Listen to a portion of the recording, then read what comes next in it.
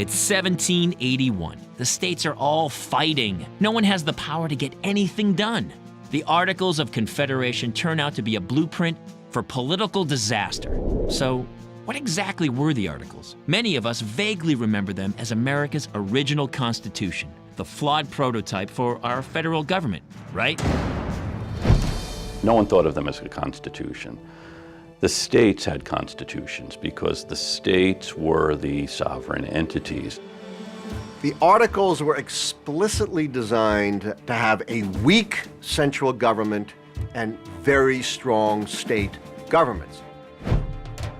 Under the Articles, the 13 original states aren't states as we know them today, but more like independent sovereign nations.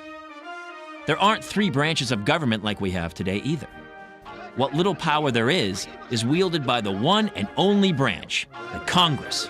The revolutionaries wanted to keep the Congress very limited in power for fear that it could become another British Parliament, and whatever power the states would give to it, it might turn that power against them. So they made sure that the real power of government remained on the state level. Instead of passing laws that the 13 states must obey, the most Congress can do is ask pretty please. The biggest disaster in this flawed system is the economy.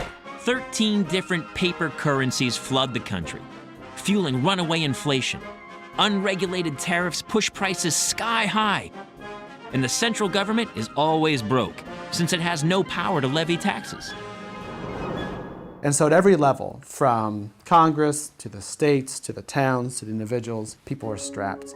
And this is one of the reasons why that a new way of thinking about the form of government, the authority of government, and the way in which revenue should be raised becomes central to the questioning and the revisioning of the Articles of Confederation. But for those Americans desperate for food and jobs, a debate about fixing the government isn't enough. They want to take the whole thing down.